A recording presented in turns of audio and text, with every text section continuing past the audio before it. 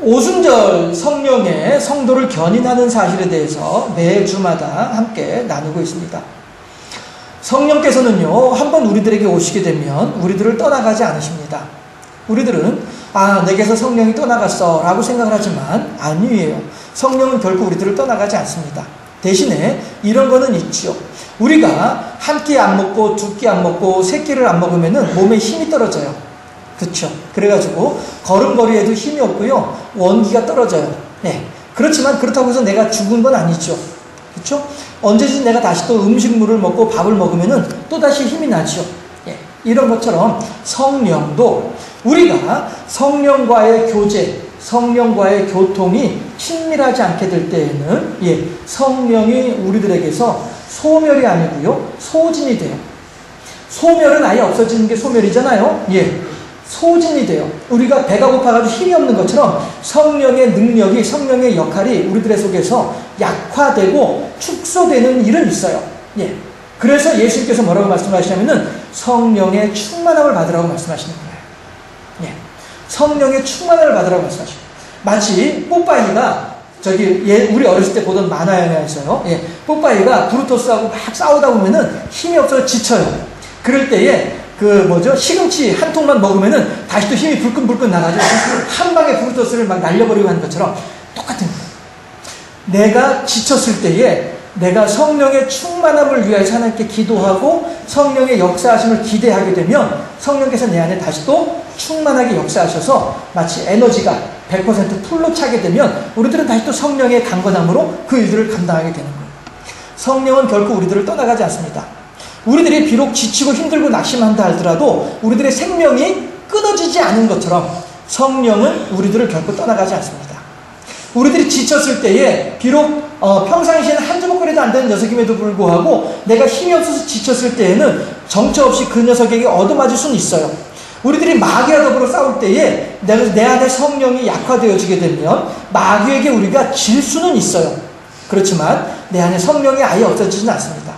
그럴 때에 나의 연약함을 알고 하나님을 향해서 하나님, 내가 부족합니다. 내가 연약합니다. 내가 하나님을 향해서 교만했습니다. 내가 이 일을 내가 하려고 했습니다. 성령이시여 이 시간에 찾아오 주셔서 나는 아무것도 아니오니 내 속에서 역사하셔서 하나님의 이름으로 승리하게 하옵소서. 성령을 초대하게 되면 성령께서 내 안에 다시 한번 충만해지게 되고, 그렇게 되면 마치 뽀빠이가 브루토스 이렇게 물리치듯이 우리들도 마귀와 더불어 싸워서 이길 수 있게 된다는 것이죠. 성령은 결코 우리들을 떠나가지 않습니다. 다만 성령의 능력이 강화되기도 하고 축소되기도 하더라. 이건 있더라. 우리들의 상태가 어떠함에 따라서 우리들은요, 해서 늘 하나님을 향해서 성령이시여 내 안에 충만히 역사하시옵소서. 무슨 일을 할 때에도 성령이시여 내 안에 역사하시사 이 일이 하나님 뜻에 합당하게 이루어지도록 하여 주시옵소서. 이렇게 늘 성령의 인도함을 구할 수 있어야 되고요, 성령의 능력을 구할 수 있어야 되고요, 성령의 역사하심을 구할 수 있어야 돼요. 나는 아무것도 아니에요. 하나님께서 해주셔야 됩니다. 이 자세가 필요하다는 것이죠. 나는 할 수 없어요. 그러나 하나님께서 하실 수 있습니다. 라고 하는 마음가짐의 신앙 고백이 필요하다는 거예요. 그저 내 승질 나는 대로 한바탕 해적히고 말아. 아이고 속이 시원하다. 내 속은 시원할지 몰라도 성령은 내 안에서 그만큼 약화되는 거예요. 내 속은 시원할지 몰라도 하나님은 슬퍼하시더라라고 하는 거죠. 내 승질 나는 대로 그냥 한바탕 해적히고 끝내버리고 말아. 차버리고 말아. 승질들 하면 그렇죠. 그렇지만 그만큼 하나님은 내 안에서 역사하실 자리가 약화되어져 버리고 마는 것이죠. 그러나 내가 점점 나를 없애면서, 나를 죽이면서 내 성질머리를 가라앉히면서 하나님께서 어떻게 하시는지 하나님의 역사하심을 소망하게 되면 하나님께서 그만큼 충만하게 내 안에서 나를 마음껏 하나님의 일꾼으로 들어 사용하시도록 하는 것입니다. 하나님의 일꾼으로 세워주시기 바랍니다. 옆에 있는 분들에게 당신은 하나님의 일꾼입니다. 시작. 그 말은 무슨 얘기예요? 그 말은 무슨 얘기예요? 내 안에 성령이 충만하게 역사하시는 다는 뜻이라는 거죠. 서론이 길었습니다. 자,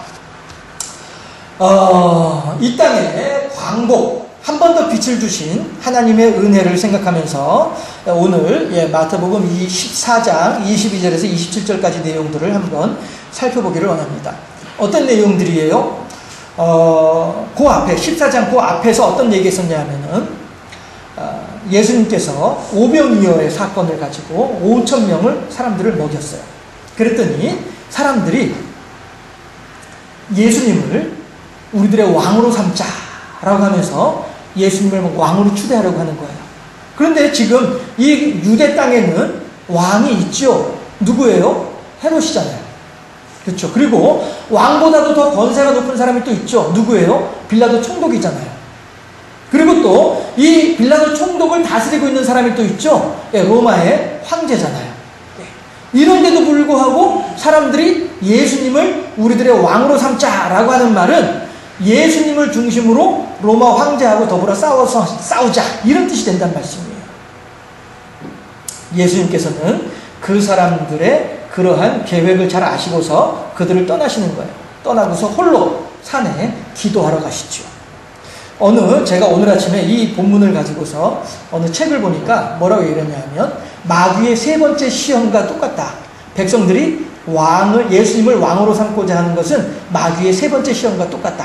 이렇게 얘기를 해요. 세 번째 시험이 뭐예요? 예, 내가 모든 명예를, 이 세상 모든 권세를 너에게 주마. 나에게 경배하라. 이것이 세 번째 시험이었잖아요. 예. 예수님께서는 그 시험을 깨치시고 오직 하나님의 뜻을 이루기 위하여 이 세상에 십자가에 달려 돌아가시기 위해서 오신 분이시기 때문에요. 예, 기도하러 가신 것이죠. 그런데 기도하러 가시니까 제자들은 예수님하고 일단 떨어져 있는 거예요. 그렇죠? 마치 어린 아기들이 엄마랑 떨어져 있으면은 하고 울어지게 것처럼 말이죠. 예, 제자들이 지금 예수님이 없는 상태에서 어찌할 바를 알지 못하는 거예요. 예, 이러니까 예수님을 찾아가야 되겠다 하고서는 그 한밤중에 배를 몰고 갈릴리 호수 한가운데로 나오는 거예요. 예, 제자들이 왜 나왔겠어요? 그 한밤중에 뭐하러 갈릴리 호수 한가운데로 뭐하러 나왔겠어요? 자기들 나름대로는 예수님 찾으러 가려고 지금 나온 거예요. 그냥 거기 항구에 그냥 배 묶어두고서 있었으면은 편안했을 텐데 예수님이 안 계시니까 불안한 거야. 어떻게 하면 좋지? 예수님이 없어. 어떻게 하지? 야, 우리 그냥 여기 있어야 돼? 어떻게 해야 돼? 예수님 찾으러 가야 돼? 어디지도 모르는데 그러다 한번 나가보자. 어디 가다 보면 있겠지 뭐. 무작정 나서는 거예요. 이게 제자들의 모습이에요. 그랬는데 아니나 달러 밤 사경이 됐어요. 여러분들 밤 사경 하게 되면은요 어떤 뜻이냐 하면은요 이스라엘 사람들은 해가 지면 하루가 시작됐죠. 그쵸? 해가 캄캄하게 되어야 하루가 시작돼요. 그쵸? 예. 해서 해가 지면 보통 6시니까 6시부터 3시간 단위로 6시부터 밤 9시까지는 1경이에요. 9시부터 12시까지는 2경이고요. 12시부터 새벽 3시까지는 3경이에요. 그럼 4경은 몇 시부터 몇 시까지겠어요? 자, 문제! 4경은 몇 시부터 몇 시까지일까요? 아시는 분? 손. 1경, 6시부터 9시. 2경, 9시부터 12시. 3경, 12시부터 3시. 4경은 몇 시부터 몇 시까지? 시작. 자. 예, 3시부터 6시까지가 4경이에요. 예, 이스라엘 사람들의 시간 계산은 그래요. 예, 3시부터 6시까지가 4경이었어요. 그러니까 우리말로 하면은 가장 깊은 밤이에요. 그쵸? 여러분들 새벽 기도가 왜 힘들어요? 가장 깊은 밤에 잠을 깨야 되니까 그래서 힘든 거예요. 예, 겨울에도 해 뜨기 직전이 가장 추운 거예요. 가장 추운 그 시간에 일어나서 새벽 기도 나오려니까 그래서 힘든 거예요. 예, 수채 아예 잠자기 전에 초저녁에 잠도 안 오는데 저녁 기도하면 어떨까? 예, 실제로 저녁 기도하는 그런 교회들도 있거든요. 제 후배도 서울에서 목회하는 제 후배도 저녁 기도하고 있더라고요. 예, 새벽 기도는 출근하기 힘들다고 해서 저녁 기도한다고 하더라고요. 예, 저녁 기도하는 경우들도 있기도 해요. 자, 그런데 예, 저는 이제 그런데 여러분들한테 자꾸 새벽 기도 나오세요. 새벽 기도 나오세요 하죠. 예, 새벽 기도가 힘들어요. 힘들지만 힘든 만큼 하게 되면 그만큼 하나님께는 더 영광이 되니까 그런 거죠. 어쨌든 이렇게 밤 사경에 가장 어두울 때, 가장 캄캄할 때에 설상가상이라고 하죠. 예, 바람까지 부는 거예요. 바람이 부니까 파도가 쳐요. 그런데 이놈의 바람이 보통 바람이 아닌 거예요. 어떻게 보면 평생을 여러분들은 이제 농사를 지으셨으니까 예, 이 농사에 대해서는 모든 것들을 다 머릿속에 가지고 계신 분들이 여러분들이시잖아요. 예, 이 제자들은 평생을 갈릴리 호수에서 배를 타고 고기 잡는 사람들이었기 때문에 예, 이 호수에 대한 모든 것들을 다 머리에 꿰고 있는 사람들이 이 사람들이란 말이에요. 그런데 이 사람들이 생각을 하기에 이제 우리는 죽었다. 이제 우리는 이 배가 침몰하고 우리들은 이 호수에 빠져서 죽었다. 라고 판단할 정도로 그렇게 심각한 바람이 불고 파도가 치고 있더라라고 하는 거예요. 왜 그래요? 고난이에요. 인생은 다 고난이더라라고 하는 거죠. 욥기에 보니까 인생은 고난을 위해서 난다니라고 얘기를 해요. 우리들은 고난받기 위해서 태어났다라고 얘기를 해요. 모든 사람들은요, 고난을 받지 않는 사람이 없어요. 고난을 피할 사람도 없고요, 고난을 돌려서 갈 수 있는 길도 없어요. 고난을 다 그냥 온몸으로 받아야만 되는 것이 인생이에요. 그래서 힘들어요. 예. 그러다 보니까 그 힘든 가운데 하나님을 향한 신앙을 갖기가 더 힘들어요. 그래서 하나님께서는 고난 중에 우리들이 하나님을 향한 신앙 고백하는 것을 더욱더 귀하게 여기시는 것이죠. 해서 이스라엘 사람들이 아까도 이제 말씀드렸다시피 하루의 시작이 저녁이 되면서 하루가 시작된다라고 하는 것도 참 의미가 큰 거예요. 어째서 하루의 시작이 저녁일까? 어째서 인생의 시작이 고난일까? 하나님의 여기에 담겨져 있는 뜻하심이 분명히 있다는 사실이죠. 우리들은 이런 고난 중에도 하나님을 의지할 수 있어야 되는 것이죠. 어떤 사람들은 고난 중에 하나님을 원망하면서 나가 죽어요. 욥의 아내가 욥에게 하는 말이 그 말이잖아요. 당신은 언제까지 당신의 신앙이 순수하다고 할 것이냐? 이제 그만 하나님을 원망하고 나가서 죽어라. 정말로 나가서 죽어라 라고 표현을 해요. 우리들 그냥 나가 죽어라 우리들 흔히 말하지만 욥의 아내가 욥에게 그렇게 얘기를 해요. 이거는 소망 없는 사람들 있죠. 누구나 다 고난을 만나지만, 누구나 다 어려움을 겪지만 소망 없는 사람들은 그렇게 말한다는 것이죠. 그렇지만 하나님을 의지하는 사람들은 그 고난 중에도 하나님의 이름을 부르고 고난 중에도 하나님의 도우심을 구할 수 있더라라는 것이죠. 그런데 어떻게 그렇게 해요? 예수님께서 찾아오신 거예요. 그 밤사경 중에 사람들이 풍랑으로 인해서 고통당하고 있을 때에 어떻게 하면 좋지? 선생님도 안 계시고 우리들은 이제 여기서 꼼짝없이 죽게 생겼네, 큰일 났네, 괜히 나왔네, 뭐하러 나왔을까? 다들 막 이렇게 막 온갖 잡다한 생각들이 넘쳐나고 있는 그때에 예수님께서 그들을 향하여서 찾아오시는 거예요. 그래서 지켜보시는 주님이라고 하는 말이 그래서 나온다는 말씀이죠. 예수님께서 기도하시는 곳에서부터 이미 예수님의 능력은 바다 한가운데에서 지금 고통당하고 있는 제자들의 고통을 다 알고 계신 분이 예수님이란 말씀이시죠. 하나님은 결코 우리들의 고난 가운데 우리들을 몰라서, 우리들이 고난당하는 것을 몰라서 우리들을 그냥 내어버려 두신 하나님이 아니에요. 너 요 정도는 견딜 수 있지 않겠어? 너 이 정도는 할 수 있잖아. 한번 해봐봐. 이걸 원하시는 거죠. 그러다가 이제 너희들이 요거는 더 이상 견디지 못할 것 같아. 하게 되면 어떻게 해요? 하나님께서는 우리들이 감당 못할 시험 당함을 허락하지 아니하시고 그런 시험거리가 오게 되면은 우리들에게 능히 피할 길을 열어주신 분이 하나님이라고 히브리서에서 얘기하고 있잖아요. 하나님은 그렇게 우리들을 살펴주고 돌봐주신 분이 하나님이에요. 나는 그 길을 지나올 때 너무너무 힘들었다라고 생각을 하고 있지만은 아니에요. 나보다 너를 더 잘 알고 계신 하나님께서는 나에게는 그것을 충분히 감당할 수 있는 능력이 있는 줄을 아셨기 때문에 그 일을 감당하게 하신 거예요. 그리고 하나님은요, 우리가 알지 못하는 사이에 우리가 감당하지 못할 시험이 있으면 우리들을 피할 수 있도록 길을 열어주셨던 분이 하나님이세요. 옆에 있는 분들에게 이렇게 인사합시다. 하나님께서 나를 잘 알고 계신대요. 시작. 그때 그 일을 넉넉하게 이길 줄로 알고 계셨대요. 시작. 우리들은 힘들게 지나온 것 같이 여겨지지만은 하나님은 다 알고 계셨거든요. 그래서 너 그건 너 충분히 할 수 있는 일이야. 그러니까 한번 해봐. 이거란 말씀이에요. 그리고 우리들도 알지 못하는 사이에 이거는 얘가 감당하지 못한다. 그러면은 요거를 피해서 다른 길로 돌아가게 해줘야지. 그래서 우리들은요 그 일을 겪지 않은 거예요. 이것이 우리들이 살아온 과정이었었어요. 내가 잘나서 그 일을 견뎌낸 것이 결코 아니고요. 내 안에 하나님께서 내 안에 그만큼의 능력이 있는 줄 아셨기 때문에 내가 그 일을 감당한 거죠. 제자들은 지금 그렇게 자기들이 가지고 있는 온갖 기술을 가지고 침몰하지 않도록, 배가 침몰하지 않도록 견디고 있었던 거예요. 그러다가 큰일 났다. 이제 더 이상 우리가 견디지 못할 것 같아. 더 이상 이걸 감당 못할 것 같아. 라고 생각되는 그 순간에 누가 와요? 주님께서 찾아오신 거예요. 지켜보신 주님께서 찾아오셨다 하는 것이죠. 이것이 오늘 본문에 있는 내용이에요. 27절에서 뭐라고 해요? 많이 안심하라. 오늘 본문 14장 27절 말씀. 함께 합독합니다. 마태복음 14장 27절 말씀 시작. 예수께서 즉시 이르시되 안심하라 나니 안심하라. 하나님께서 나니 두려워하지 말라라고 우리들에게 위로하고 계시더라라고. 그 영어 성경에 보니까 it is I라고 되어 있어요. 나야 나. 걱정하지 마. 그러니까 두려워하지 마. 이렇게 말씀하신 분이 하나님이더라. 예수님이더라라고 하는 것이죠. 자, 그러면 여러분들 여기서 한번 이걸 함께 살펴볼 수 있기를 바랍니다.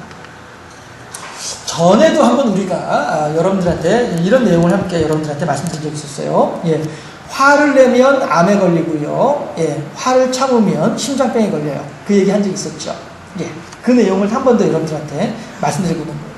사람들은요, 만족할 줄을 몰라요. 왜 만족할 줄을 모르냐 하면요, 예수님께서 나를 지금 지켜보고 계신다는 사실에 대해서 믿지 못하기 때문에 그런 거예요. 눈에 보이지 아니하시는 예수님이기 때문에 믿지 못한다라고 하는 사람들은 만족할 줄 모르는 거예요. 교회를 다닌다 할지라도 마찬가지 피해갈 수 없어요. 내가 신앙생활을 오랫동안 했다 함에도 불구하고 이것을 피해갈 수가 없어요. 교회를 다니는 교인하고요, 하나님을 믿는 성도하고는요, 다르기 때문에 그렇습니다. 여러분들, 제가 매주마다 여러분들한테 교인과 성도에 대한 구분을 여러분들한테 말씀드리고 있어요. 우리들이요, 그냥 교인의 자리에 머물러 있게 되면은요, 우리들도 세상 사람들과 다를 바가 없는 거예요.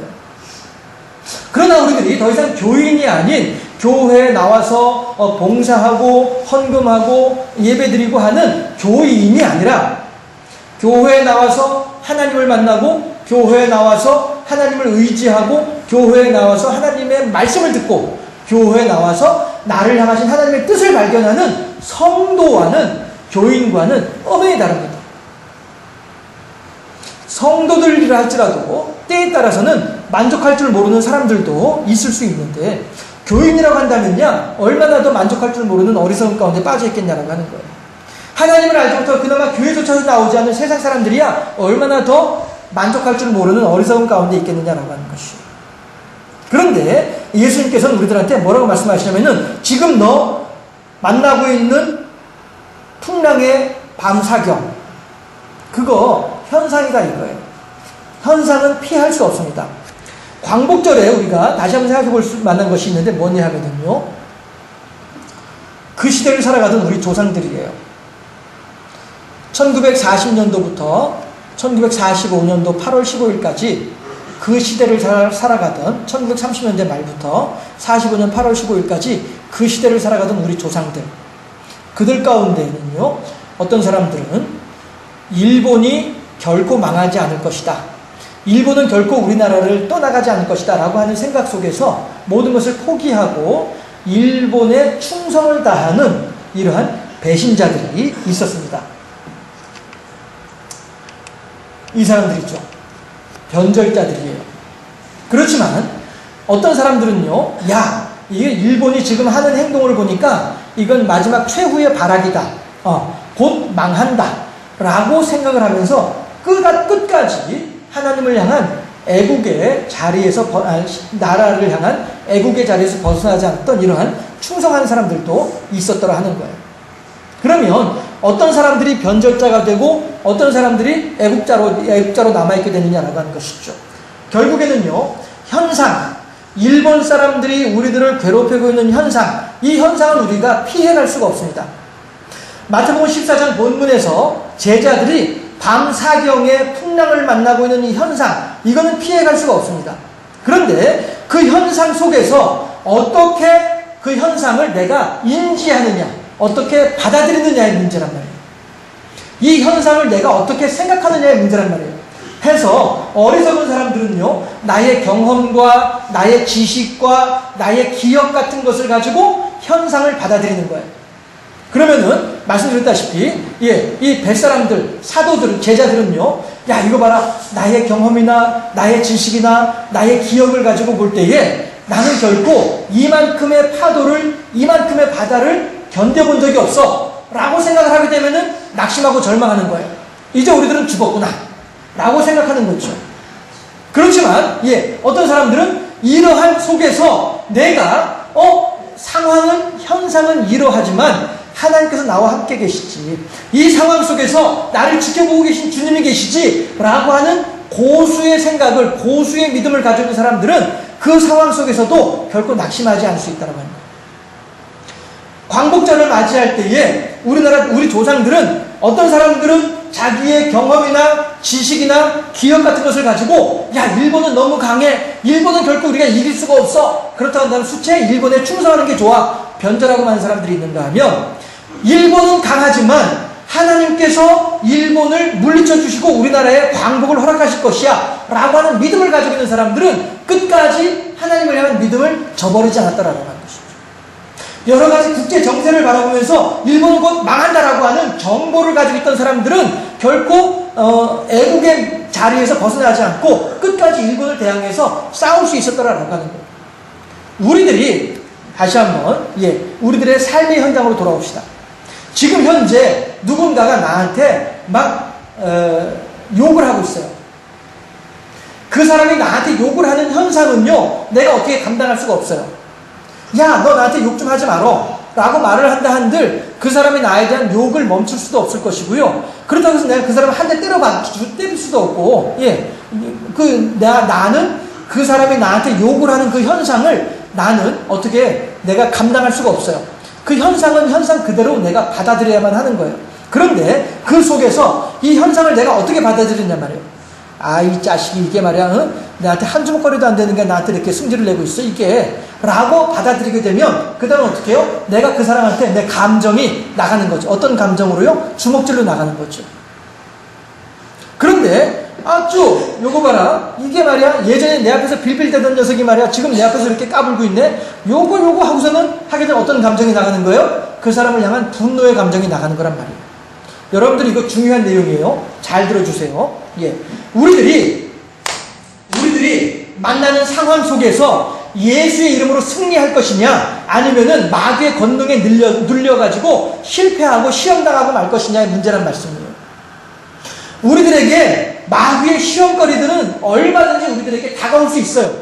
그런데 그 마귀의 시험에 대해서, 아이고 어떻게 하면 좋아? 큰일 났네. 아이고 이제 다 끝났네. 이제 세상 끝나고 말았네. 나 이제 완전히 망해버렸네. 절망하고 낙심하게 되면은 난 어떻게 돼요? 내 감정이 의기소침해져 버리고 마는 거죠. 아이고 이거 뭐 기도해봐야 소용없구만, 하나님 믿어봐야 아무런 소용이 없구만, 이런 감정으로 나타나게 된다는 말씀이에요. 마귀가 나한테 시험을 주는 현상은요, 나는 감당할 수 없어요. 마귀가 나한테 시험거리 주겠다는데 그걸 내가 어떻게 뭐라고 할 거예요? 그 현상을 내가 어떻게 받아들이냐 말이에요. 야, 내가 예전에도 돈이 없어가지고 고생을 많이 한 적이 있었는데 이번에 또다시 내가 사업을 하다 보니까 쫄딱 망했네. 어떻게 하면 좋지? 아이고 재수없는 놈은 뒤로 잡아줘도 코가 깨진다 그러더니 내가 과연 뭘 할 수 있겠어? 라고 생각을 하게 되면 감정은 뭐예요? 하나님을 향한 신앙은 하나같이 다 없어져 버리고 마는 거예요. 성령은, 내 안의 성령은 완전히 약화되고 축소돼가지고 있는 듯 없는 듯 보이고 말아버리고 만다는 것이죠. 그럼 어떻게 돼요? 나는 아파트 옥상 올라갈 수밖에 없는 거예요. 내 인생은 그렇게 끝나버리고 마는 거예요.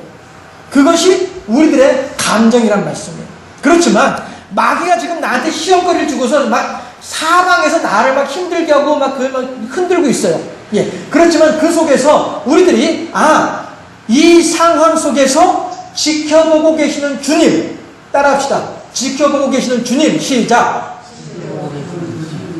마귀가 나를 힘들게 하고, 마귀가 나를 지금 시험에 들게 만들고, 마귀가 나를 지금 좌우로 상하로 막 흔들고 있는 상황 속에서도 그 현상은 어쩔 수 없지만 지켜보고 계시는 주님이라고 하는 인지를 하게 되면, 내가 그렇게 받아들이게 되면 그 다음엔 어떻게 돼요? 나의 감정이 하나님을 향한 기도로 나타나는 거죠.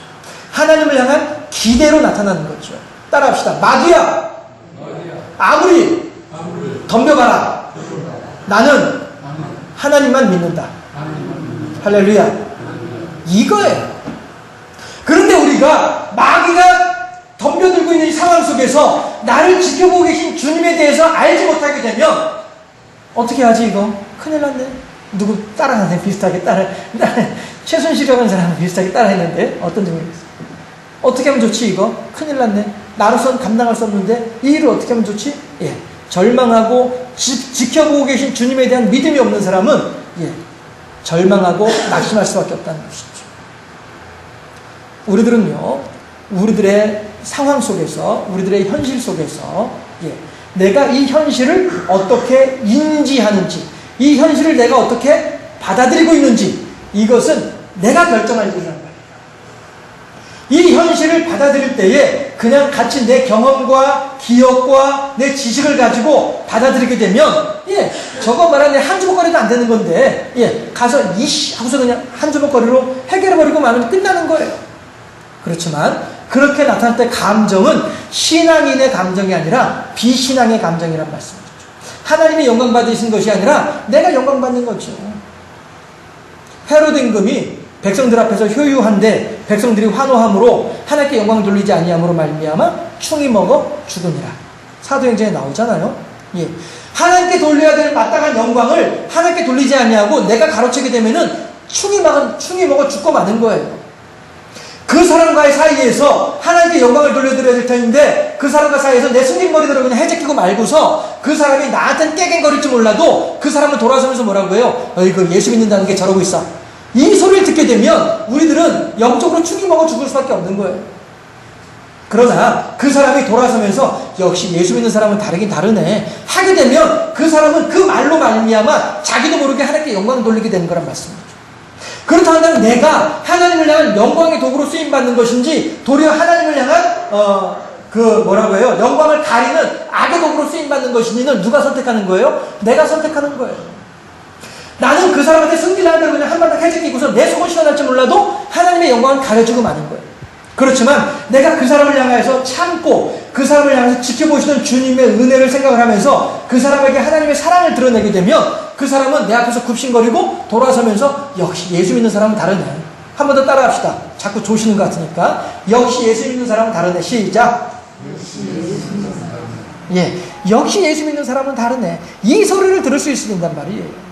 그럴 때에 현상 속에서 내가 그렇게 하나님의 영광으로 받아들이고 지켜보시는 주님을 받아들였을 때에 나의 감정이 그 사람에게 선하게 나감으로 말미암아 그 사람과 나 사이에 평화가 형성되고 그 사람은 하나님께 영광을 돌려드리게 되고 나 또한 하나님께 순종하게 된단 말씀입니다. 내가 이 상황을 어떻게 받아들이느냐에 따라서 모두가 다 어그러져 버리기도 하고 모두가 다 하나로 통합되기도 하는 것이 나의 역할이란 거죠. 그만큼 내가 중요해요. 여러분들 승질나는 대로 그냥 여러분들 하고 싶은 대로 해잡히고 말고 많은 여러분들이 되어야만 하겠습니까? 아니면은 나를 지켜보고 계신 주님을 바라보면서 그 주님의 뜻에 합당한 모습으로 우리들을 들어서 주님께 드리는 모습을 보여야만 마땅하겠느냐라고 하는 사실이에요. 제가 오래전에 읽었던 책 중에 어떤 내용이 있었느냐 하면요, 미국에서 있었던 이야기예요. 그 저자가 실제로 보았던 내용을 소개한 거예요. 책에다가. 전철을 타고 가고 있었어요. 그런데 한 남자가 전철에 앉아 있고요. 그 남자의 아이들로 보이는 3남매가 자기들끼리 막 웃고 떠들고 노는데 너무너무 번지러운 거예요. 너무너무 막 소란스럽고 해가지고 전철 안에 있는 승객들이 다 이제 막 눈살을 찌푸리고 막 이러고 있는 정도로 애들이 막 소란스러운 거예요. 그런데 아빠인 것으로 보이는 남자가 아이들을 제지를 하지 않는 거예요. 그냥 가만히 쳐내버려 두고 있는 거예요. 그래서 승객 중에 한 사람이 보다 못해가지고 얘기를 했어요. 여보시오, 이 아이들 당신 아이들 같은데 좀 조용히 좀 시켜야 되지 않겠느냐고 여기 있는 사람들 다 지금 불쾌해하고 있는데 이렇게 얘기를 했어요. 그랬더니 그 남자가 뭐라고 하냐면은 죄송합니다. 지금 제가 제 아내 장례를 치르고 오는 길이라서 아이들까지 돌볼 만한 마음의 여유가 없네요 라고 얘기를 했어요. 그 말을 들은 모든 그 전철 안의 승객들이 다들 잠잠해졌어요. 그리고서는 방금 전까지도 눈살을 찌푸리면서 아이들을 쳐다보던 사람들의 그 모든 눈길들이 불쌍하고 측은하고 자애로운 눈길로 다 바뀌더라 하는 거예요. 자, 보세요. 아이들이 온 전철 안에서 다른 승객들을 불쾌하게 할 만큼 번지럽게 놀고 있는 것은 방금 전이나 지금이나 똑같은 현상이에요. 그렇지만 그 현상에 대하여서 아빠의 이야기를 듣고 난 뒤에 다시 그 현상을 바라보니까 화가 나는 현상이에요? 아니면 도리어 사랑의 모습으로 보이는 현상이에요? 어떤 모습이에요? 우리들이 살아가는 동안에도 똑같단 말씀이에요. 그 사람은 어저께도 나한테 그렇게 행동을 했고요. 오늘도 나한테 그렇게 행동을 하고요. 내일도 나한테 그렇게 행동을 할 거예요. 그런데 내가 어저께도 그 사람한테 똑같이 야 이 자식아 하면서 야 이 XX야 어저께도 그렇게 했고요. 오늘도 그 사람한테 똑같이 야 이 XX야 하게 되면은 우리들은 내일도 또 그 사람한테 야 이 XX야 하고 말 거예요. 그렇지만 그 사람이 어저께도 나한테 욕을 했고 오늘도 나한테 욕을 했어요. 그리고 나도 어저께는 그 사람한테 같이 맞다거리 욕을 했어요. 그렇지만 오늘 이걸 보고 난 뒤에 현상과 인지와 감정이라고 하는 이 도식을 보고 난 뒤에 오늘은 그 사람이 나한테 욕을 하더라도 내가 그 사람한테 같이 욕을 하는 것이 아니라 하나님이시여 저 사람의 마음속에 평강을 더하시옵소서 기도하고 나를 지켜보고 계신 주님이시여 저 사람도 지켜보고 계신 줄로 믿사오니 저 사람의 마음속에 하나님의 은혜를 더하시옵소서 기도하고 그 사람한테 쫓아가가지고 아이고 승질내느라고 힘들지 내가 너 승질내게 해서 미안해 한번 따라해 보실까요? 승질내느라고 힘들지? 시작. 내가 너 승질나게 해서 미안해. 시작. 네. 해보세요. 하게 되면 그 사람은 내일 나한테 승질 안 낼 거예요. 이것이 현상과 인지와 감정이에요. 지금 제자들이 밤 사경에 이 풍랑의 현상을 어느 누구도 감당할 수 없는 현상이에요. 그랬을 때에 어떤 사람들은 이제 우리들은 죽었구나 하고 낙심하게 되면은 그냥 죽는 거예요. 그렇지만 낙심하기 직전에 누가 찾아와요? 예수님께서 찾아오신단 말씀이에요. 야 이제 우리들은 살았다. 예수님께서 오시니까 이제 우리들은 살았다 라고 생각을 하니까 더 이상 풍랑 속에서 두려워하지 않을 수 있는 거예요. 27절 나니 두려워하지 말라. 예수님께서 말씀하시죠. 내가 다 해결해 줄게.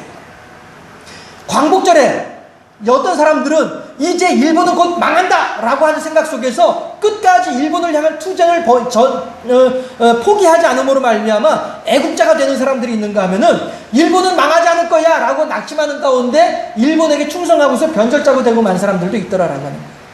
우리들이 하나님 앞에서 충성하는 사람이 될 것인지 우리들이 하나님 앞에서 변절자가 될 것인지 누가 선택해요? 내가 선택하는 거예요. 여러분들이 선택하는 거예요. 하나님께서 우리들한테 말씀하고 계십니다. 하나님께서 우리들에게 질문하고 계십니까? 질문하고 계십니다. 너는 변절자가 될래? 충성자가 될래? 여러분들은 어떻게 대답하시겠습니까? 현상과 인지와 감정이에요. 지켜보고 계시는 주님이라고 하는 인지를 하게 되면 나는 결코 내 마음대로 행동할 수 없어요. 나를 보고 계신 주님이 계시는데 어찌 내가 내 마음대로 할 수 있겠냐 하는 거예요. 예수님께서 배에 올라오셨을 때에 파도는 잠잠해졌습니다. 내 인생 가운데 예수님께서 찾아오시게 되면 내 인생은 그만큼 잠잠해지게 되더라라는 사실. 이 사실을 우리들의 마음속에 반드시 꼭 믿으시고 늘 내 감정대로 행동할 것이 아니라 내 경험대로 내 기억대로 내 지식대로 그 사람들에게 반응해서 그냥 승질내고 말고 한바탕 헬째끼고 말고 끝내는 치아피고 마는 이런 인생이 결코 아니라 그래서 서로가 불행해지고 서로가 힘들어지고 서로가 괴로워지는 인생 결과를 만들어낼 것이 아니라 지켜보고 계신 주님을 바라보면서 그 사람과 더불어 화목을 이루고 지켜보신 주님으로 말미암아 하나님께 영광을 돌려드리는 하나님의 착하고 충성된 종으로 세워지는 우리 모두가 되어질 수 있기를 주님의 이름으로 축원합니다. 광복절의 역사 속에서 이 나라의 애국자로 세워지고 끝까지 믿음으로 승리하는 사람들이 있었던 것처럼 우리들 또한 우리들의 인생의 모든 마귀의 고난과 환난 속에서 하나님의 이름으로 승리함으로 말미암아 하나님께 영광을 돌려드리는 하나님의 착하고 충성된 종으로 세워지는 우리 모두가 되어질 수 있기를 주님의 이름으로 축원합니다. 현상과 인지와 감정을 우리들의 마음속에 꼭 새기시기 바라요. 잊지 마세요. 현상은 내 마음대로 할 수 없습니다. 그렇지만 그 현상을 어떻게 받아들일 것이냐는 내가 결정할 수 있어요. 그랬을 때에 하나님 없이 비신앙적으로 받아들이게 되면 같이 망해버리고 마는 거예요. 내 감정이 그 사람에게 분노로 나감으로 말미암아서 같이 망해버리고 마는 거예요. 그렇지만 그 현상을 예수님 지켜보고 계시는 주님을 통해서 현상을 바라보게 되면 서로 행복해지는 거예요. 역시 예수 믿는 사람은 다르구나. 이 말 한마디로 서로 행복해지게 되는 거란 말씀이죠. 하나님의 착하고 충성된 종으로 현상과 인지와 감정의 도식 속에서 하나님께 영광 돌려드리는 복되고 아름다운 삶의 주인공들이 다 되어질 수 있기를 주님의 이름으로 축원합니다. 기도합시다.